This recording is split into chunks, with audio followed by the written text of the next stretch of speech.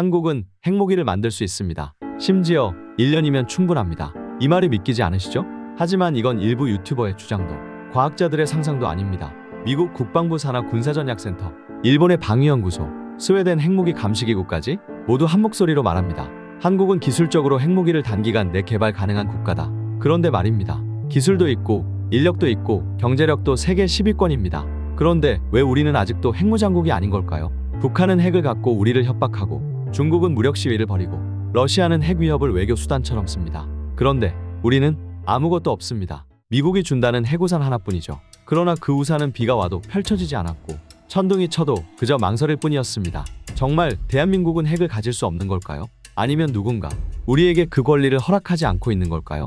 1970년대 박정희 대통령은 미국 몰래 한국판 핵개발 프로젝트를 추진했습니다. 당시 우리는 프랑스와 협력해 핵연료 재처리 기술을 들여오려 했고 대한민국 군사과학연구소는 핵기폭 장치 연구에 착수했습니다. 하지만 미국은 이 정보를 입수하고 한국 정부를 강하게 압박했습니다. 결국 프로젝트는 중단됐습니다. 하지만 그때 확보한 기술은 지금까지도 핵무기 개발의 기초로 작용하고 있습니다. 그리고 지금 2025년 대한민국은 다음과 같은 조건을 갖추고 있습니다. 고순도 우라늄 농축 능력, 플루토늄 재처리 기술, 원전 24기 보유 세계 5위, 핵탄두를 실을 수 있는 탄도미사일 기술, 핵잠수함 개발 능력 시험 성공. 게다가 2021년 우리는 한미 미사일 지침 종료로 사거리 제한이 사라졌고 사실상 전술핵 무기 개발의 마지막 퍼즐 조각이 맞춰졌습니다.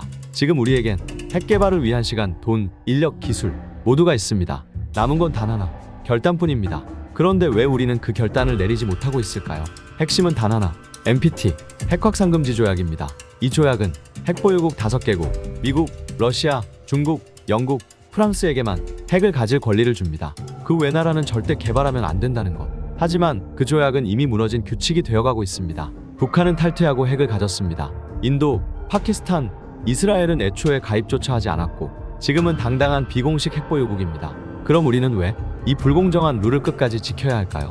게다가 미국은 늘 말합니다. 걱정 마라, 핵우산이 너희를 보호할 것이다. 하지만 북한이 ICBM 실험을 할 때 미국이 한국을 위해 핵보복을 검토한 적은 단 한 번도 없습니다. 미국은 일본과는 정기적으로 핵 전략 대화를 합니다. 한국은 단 한 번도 공식 핵대화 파트너가 된 적 없습니다. 그저 언제 펼쳐질지도 모르는 우산 아래 비를 맞으며 서 있는 것이죠. 이제 질문을 바꿔보겠습니다. 만약 우리가 결단을 내리고 핵을 만든다면 북한은 말하겠죠. 나만이 도발했다. 전쟁이다. 하지만 이미 그들에겐 도덕적 명분이 없습니다. 중국은 당연히 반발할 것입니다.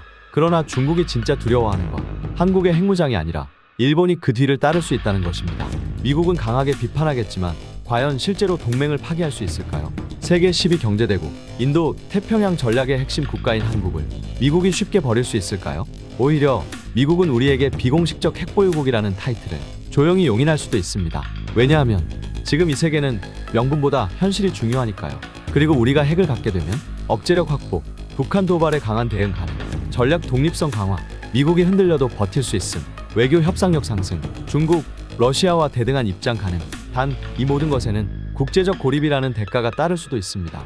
하지만 기억하십시오. 이스라엘, 인도, 파키스탄 누구도 고립되지 않았습니다.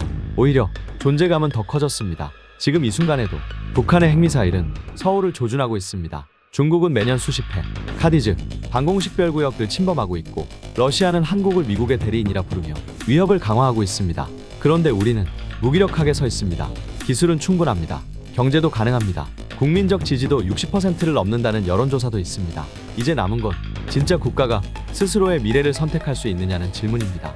그리고 그 질문은 정치인에게만이 아니라 당신에게도 향하고 있습니다. 당신이라면 핵을 선택하시겠습니까? 세상의 뒷면을 파헤치는 제프의 월드스토리였습니다.